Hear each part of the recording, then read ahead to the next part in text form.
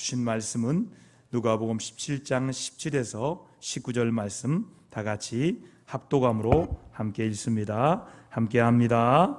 예수께서 예루살렘으로 가실 때에 사마리아와 갈릴리 사이로 지나가시다가 한 마을에 들어가시니 나병 환자 10명이 예수를 만나 멀리 서서 소리를 높여 이르되 예수 선생님이여 우리를 불쌍히 여기소서 하거늘 보시고 이르시되 가서 제사장들에게 너희 몸을 보이라 하셨더니 그들이 가다가 깨끗함을 받은지라. 그 중에 한 사람이 자기가 나은 것을 보고 큰 소리로 하나님께 영광을 돌리며 돌아와 예수의 발 아래에 엎드려 감사하니 그는 사마리아 사람이라. 예수께서 대답하여 이르시되 10사람이 다 깨끗함을 받지 아니하였느냐? 그 9은 어디 있느냐?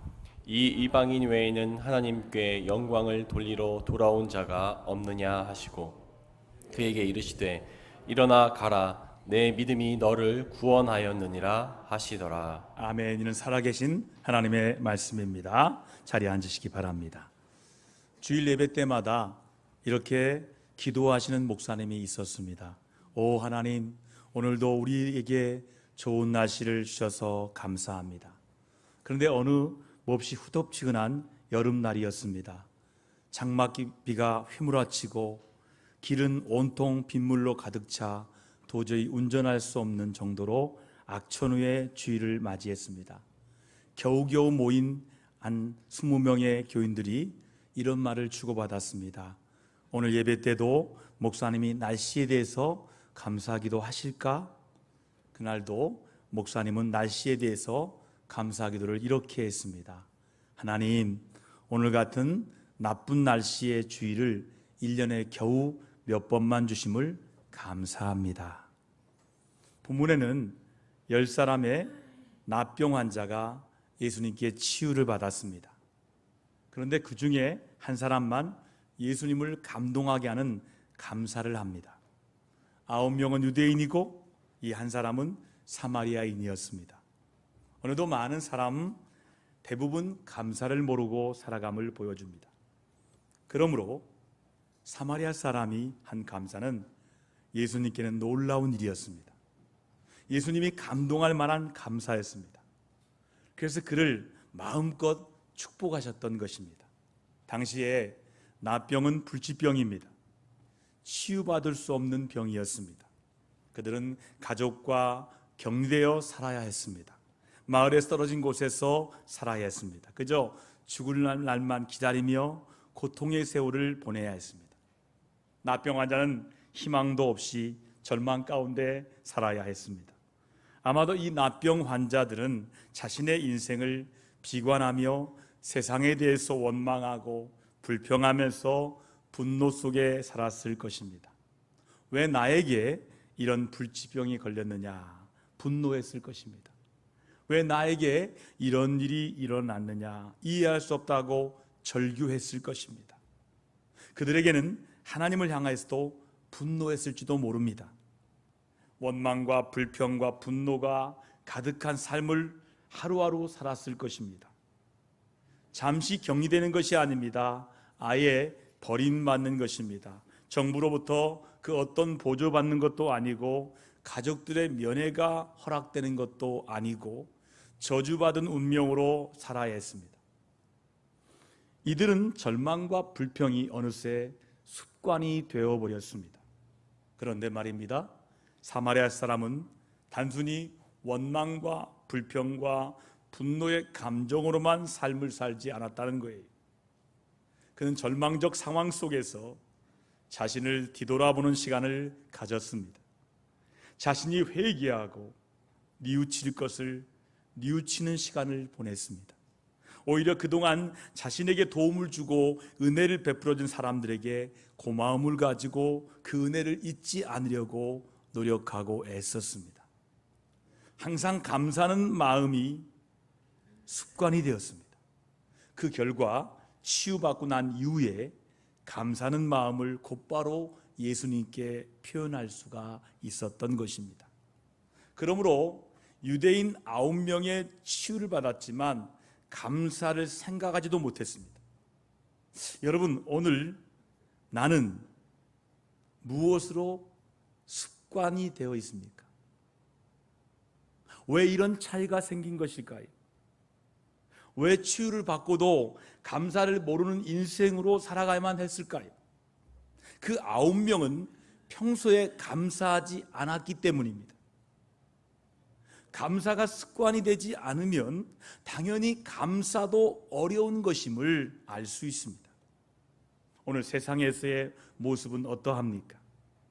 평소에 감사를 모르고 살아온 사람들에게는 치유받는 기적을 체험했다 하더라도 감사한 마음을 표현하기는 어려울 것입니다. 사람은요, 평소에 하던 대로 습관대로 합니다. 평소에 원망불평하며 살던 사람은 고침을 받은 후에도 원망불평하고 삽니다. 평소에 감사하던 사람은 치유받은 후에도 감사하는 것입니다. 그러므로 감사를 계속해서 감사가 습관화해야 되는 거예요.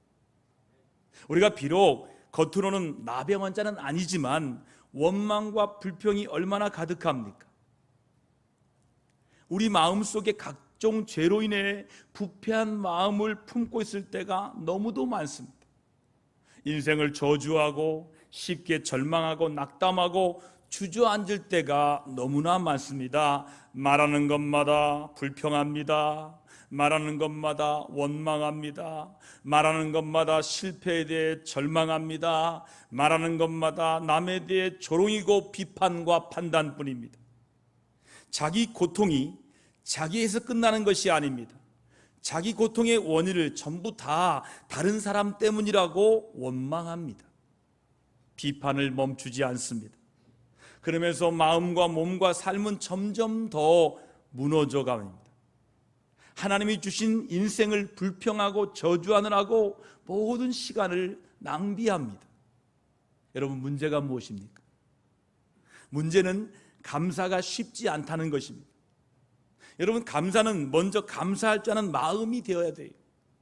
감사하는 사람과 감사하지 못한 사람의 비율이 1대9입니다. 언제요? 예수님 당시입니다. 그러면 지금은 더 안 좋아졌겠죠? 예수님 당시가 1대9예요. 어느 사회학자가 말하더라고요. 지금은 50대 1도 안 된대. 더 안 좋아지는 거예요. 옛날 당시가 1대9였어요. 그만큼 감사가 쉽지 않은 거예요. 그 원인은 인간이 죄를 범함으로 말미암아 타락했기 때문이에요. 타락한 인간의 특성 가운데 하나가 감사할 줄 모르는 것입니다. 로마서 1장 21절 말씀에 보면 이렇게 나와 있습니다. 하나님을 알되 하나님을 영화롭게도 하지 아니하고 감사하지도 아니하고 오히려 그 생각이 허망하여지며 미련한 마음이 어두워졌나니라고 말씀하고 있어요. 내 마음속에 감사가 없으면 내가 아직도 타락한 성품을 극복하지 못했구나, 그렇게 살고 있구나라고 생각하면 틀림이 없습니다. 사실 나병에서 나음을 입은 것이 얼마나 엄청난 은혜입니까? 그럼에도 불구하고 그 가운데 9명의 사람은 불평이 습관이 되어서 감사하는 것을 그만 잊어버렸습니다. 어떤 마을에 온천과 냉천이 함께 서는 신기한 마을이 있었습니다. 한쪽에는요, 부글부글 끓으면 온천이 씁니다. 다른 한쪽에는 냉천이 세올라서 동네 사람들이, 여인들이 모여서 빨래감 가지고 와서 온천에 빨래를 씻고 냉천에 빨래를 헹구었습니다. 이 모습을 지켜본 관광객이 가이드에게 물어보았어요. 이 마을 사람들은 찬물과 덧물을 마음대로 쓸 수 있어서 참 좋겠습니다. 이들은 하나님께 감사하는 마음이 많겠네요. 그러자 가이드는 정색하며 이렇게 대답했습니다. 천만에요. 이 마을 사람들은 불평이 더 많습니다. 아니 왜요? 더운 물과 찬물이 나오는 것까지는 좋은데 왜 빨래 비누는 나오지 않느냐고 말하는 것입니다. 어느새 불편이 습관이 된 우리의 모습이 아닌가 돌아보게 됩니다. 그러면 어떻게 감사하는 마음으로 변화될 수 있을까요? 우리는 오늘 사마리아 사람의 신앙을 통해 우리가 배울 수가 있어요. 사마리아 사람의 습관은 어떤 신앙일까요? 자, 우리가 배워야 할 사마리아 사람의 신앙 습관, 첫 번째는 계속 낮아지는 신앙이에요. 올라가는 신앙이 아니에요. 계속 낮아지는 신앙이에요. 여러분, 사마리아 사람 평소에 인생의 낮아짐의 신앙이 습관해야 된 사람이었어요. 자, 16절 말씀으로 확인합니다. 같이 읽습니다. 예수의 발 아래 엎드리어 감사하니 그는 사마리아 사람이라. 여기에서 예수의 발 앞에 엎드린다는 말과 사마리아 사람 말이 단어가 연결되어 있어요. 이것은 아주 낮은 자세를 취할 줄 아는 사람이었다는 것과 그가 사마리아 사람이었다는 것입니다. 여러분, 사마리아 사람은요, 유대인들에게 멸시천대를 받았습니다. 업신여김을 평소에도 많이 받아왔어요. 더구나 나병에 걸린 환자인 경우에는 나병 환자촌에서도 차별을 받고 멸시천대를 받았을 것입니다. 그것에 익숙해져 있는 사마리아인은 자신의 모습을 최대한 낮추는 자세를 보여준 것입니다. 사마리아인 중에서 이 나병 환자 사마리아인으로서는 그는 인생의 밑바닥을 경험한 사람이에요. 그래서 그는 자신을 겸손함으로 무장하게 되었어요. 낮아진 경험을 해보지 않으면 높아질 때 자칫 쉽게 교만해질 수 있는 것이 사람입니다. 인생의 밑바닥을 경험한 사람은 쉽게 교만해지지 않습니다. 자신의 밑바닥을 알기 때문에 주변 사람들이 높여주어도 스스로 낮아질 수 있는 자세가 그 안에 습관이 되었기 때문입니다. 마음의 힘이 쌓인 것입니다. 참으로 습관이 중요합니다. 습관은 반복되는 거예요. 생각만 가지고는 안 돼요. 실제로 사마리아인처럼 감사가 습관이 된 사람이 가질 수 있는 능력이, 나머지 9명은 유대인입니다. 평소에 이 사마리아인들을 무시하면서 살던 습관이 있었을 것입니다. 심지어 나병 환자촌에 들어가서도 나병에 걸린 사마리아인들을 멸시하면서 살았을 것입니다. 그래서 치유받은 후에도 그들은 낮아짐의 모습으로 감사하지 못한 것입니다. 지금 나는 어떻습니까? 항상 나를 높이려 하지는 않습니까? 사람은 평소의 습관대로 행동하는 것이 사람이에요. 그런 면에서 평소의 습관이 참으로 중요합니다. 평소에 신앙생활 하면서 이렇게 습관화된 사람은 유사시에 행동하는 모습이 다릅니다. 여러분, 신앙생활에서 좋은 습관으로 자신을 채찍질해야 돼요. 평소에 낮아짐의 신앙이 습관이 되시기를 바랍니다. 두 번째 사마리아의 신앙에 배울 것은 자신을 돌아보는 신앙이에요. 사마리아 사람은 평소에 자신을 살피는, 자기를 돌아볼 줄 아는 훈련한 사람이었어요. 자, 15절 말씀을 보십시오. 함께 봅니다. 그 중에 한 사람이 자기가 낳은 것을 보고라고 말씀하고 있습니다. 사마리아 사람은 다른 사람과 달리 자기가 낳은 것을 발견했다는 것입니다.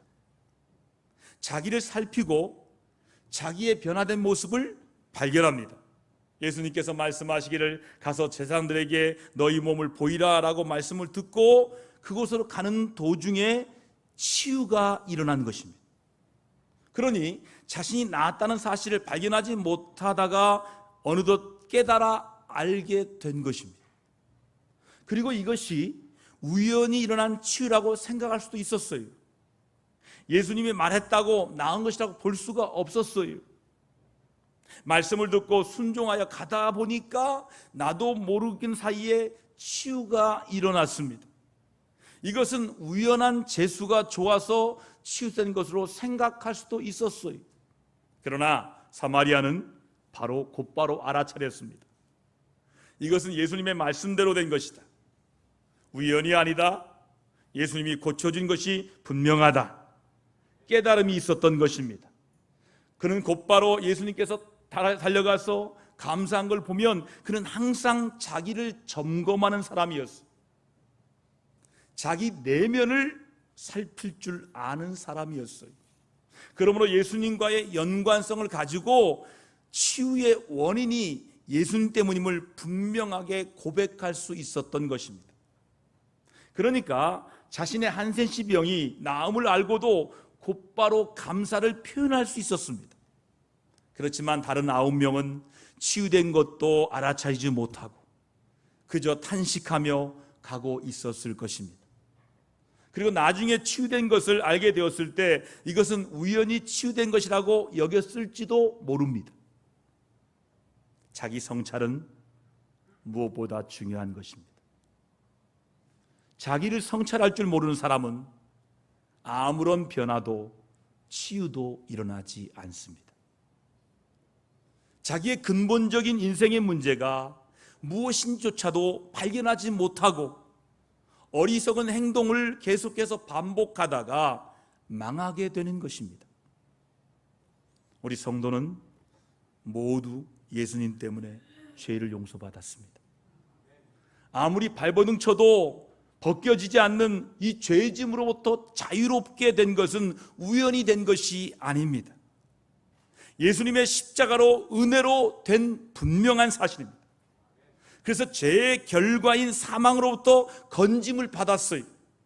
이것은 나병보다 더 몹쓸 병인 죄의 병입니다.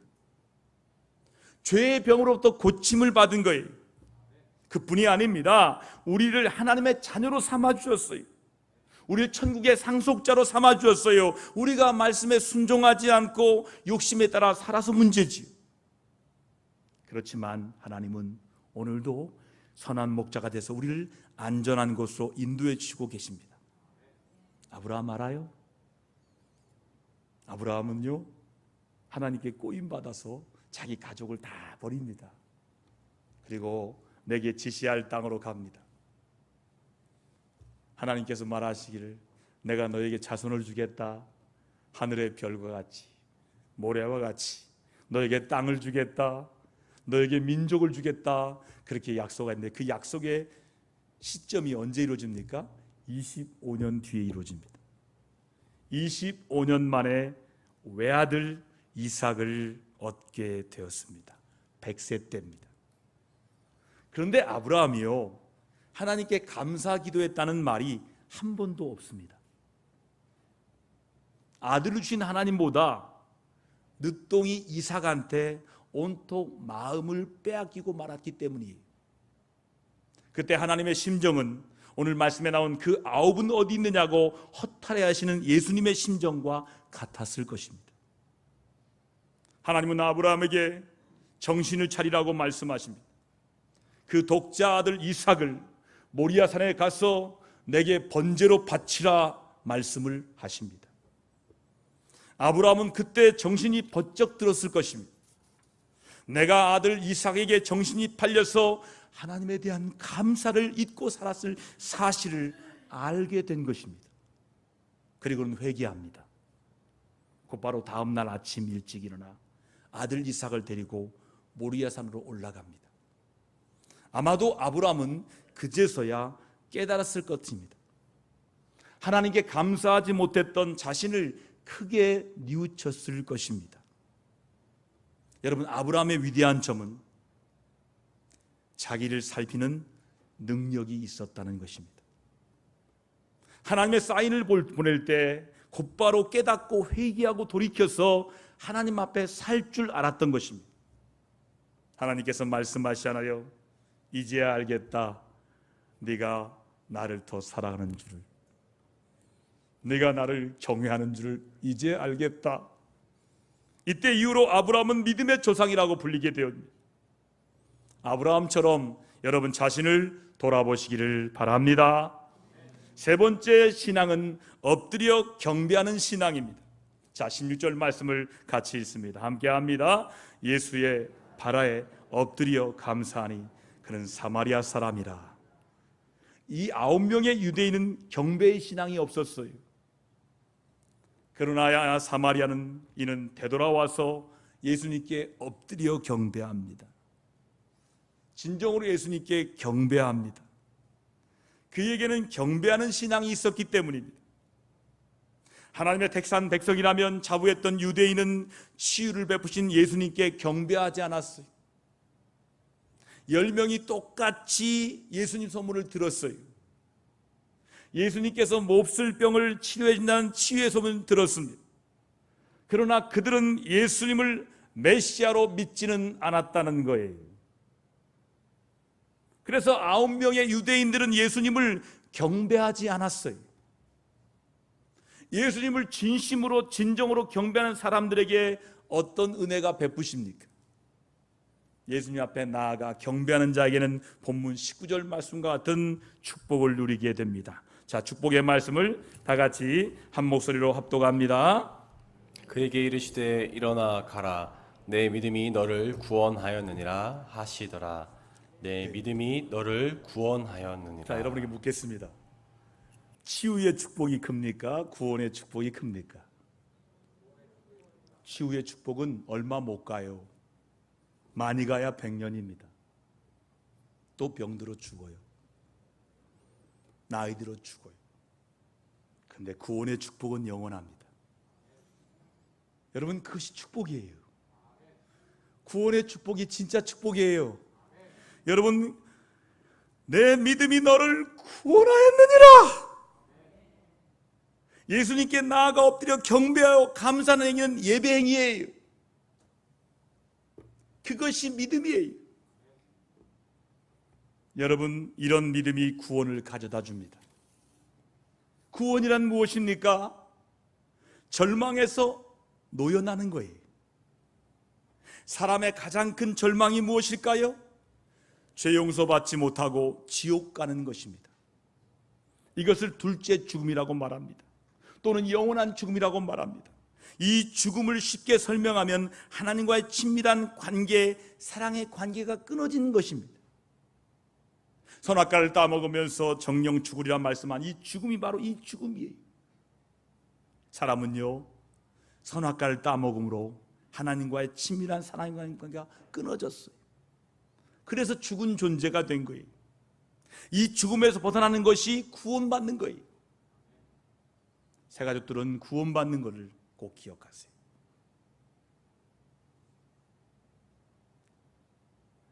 하나님 앞에서 구원받는 것이 뭐예요? 죽음에서 구원받는 거예요. 단순히 병만 낫는 게 아니라는 거예요. 이 구원이 진짜 구원이에요. 여러분, 그런데 사람의 그 어떤 노력으로 이 죽음에서 벗어나지 못하는 것이 사람이 가장 큰 문제고 불행이에요. 그래서 하나님께서 구원자인 예수님을 보내셔서 십자가에 달려 죽게 하셨어요. 3일 만에 부활하게 하셨습니다. 우리의 영원한 구세주가 되게 하셨습니다. 그러므로 누구든지 예수님을 바로 알고 엎드리며 경배하면 구원받은 것입니다. 그래서 예수님께서 사마리아 사람의 경배를 보시고 말하기를 내 믿음이 너를 구원하였느니라, 이렇게 말씀하고 있는 거예요. 네가 유대인이기 때문에 구원받는 게 아니에요. 네가 사마리아 사람이라 구원 못 받는 게 아니에요. 네가 몇 대 신앙이라 구원받는 게 아니에요. 네가 오래 다녔다고 구원받는 게 아니라는 거예요. 얼마나 다닌 게 중요하지 않아요. 어떤 가문이 중요한 것이 아니에요. 내가 예수님을 나의 구주로 믿을 때, 진심으로 믿을 때 그 믿음이 너를 구원하는 거예요. 내 믿음이 너를 구원하였느니라. 예수님을 바로 알고 예수님 앞에 나아가 내가 받은 은혜가 얼마나 큰지를 고백하고 감사하는 것이 경배의 신앙인 거예요. 이 경배의 신앙이 습관이 되기를 주의 이름으로 축원합니다. 우리는 모든 일에 감사해야 돼요. 밥을 먹을 때마다 기도하면서 감사드리는 것을 습관화해야 돼요. 작은 일부터 감사해 보시기 바랍니다. 일상에서 감사거리를 찾아서 감사해 보시기 바랍니다. 이렇게 감사하는 것을, 감사는 찾아 사는 거예요. 자, 죄송합니다. 한번 따라하겠습니다. 감사는 찾아 사는 거다. 여러분, 하나님 우리에게 감사를 원하세요. 우리가 왜 감사해야 됩니까? 모든 것이 하나님의 은혜이기 때문이에요. 그리고 하나님께서 우리에게 감사를 원하시기 때문이에요. 그래서 가만히 보면 감사하는 사람은 항상 감사합니다. 그러나 감사하지 않는 사람은 한 번도 감사하는 말을 들어볼 수가 없습니다. 반대로 매사에 불평하는 사람은 항상 불평하는 것을 볼 수 있어요. 감사하는 사람 어떤 환경 속에도 감사할 제목을 찾아냅니다. 불평하는 사람은 어떤 환경 속에도 불평거리를 찾아냅니다. 참 희한해요. 어떤 사람은 어떤 일을 보고 감사합니다. 어떤 사람은 어떤 일을 보고 불평이에요. 왜 그럴까요? 한 사람은 감사거리를 찾는 거예요. 한 사람은 불평거리를 찾는 거예요. 여러분, 어떤 사람이 행복할까요? 여러분, 어떤 사람이 행복하고 어떤 사람이 불행할지는 여러분 제가 말하지 않아도 여러분 알 것입니다. 감사 횟수를 높이면 행복의 횟수가 자연스럽게 올라갑니다. 근데 불평의 횟수를 높이면 행복의 횟수는 자연스럽게 내려갑니다. 어느 동네에 그리스도인과 비그리스도인이 나란히 다물고 이웃하며 살고 있었습니다. 하루는 이웃 세 사람이 만나 겨울의 빙판길을 조심조심 걸어갔습니다. 그런데 세 명 중에 그리스도인과 비그리스도인이 동시에 꽈당 넘어졌습니다. 오직 한 사람만 겨우 넘어지지 않았어요. 먼저 넘어진 비그리스도인이 이렇게 말합니다. 이런 빙판길에 연탄재 뿌려놓지 않으면 안 되나? 게을러 빠져서 이렇게 넘어지게 만들어 빙판길 앞집을 원망했습니다. 그런데 똑같이 넘어진 그리스도인이 이렇게 말합니다. 아이고 하나님 감사합니다. 이렇게 넘어져도 머리 다치지 않아서 감사합니다. 그리고 세 명 다 넘어지지 않아서 감사합니다. 그리스도인 넘어져도 감사하는구나. 항상 감사합니다라는 말이 나오는구나. 감사하는 그리스도인을 바라본 한 분이 그날부터 항상 감사하는 사람이 되어야겠다 결단하였습니다.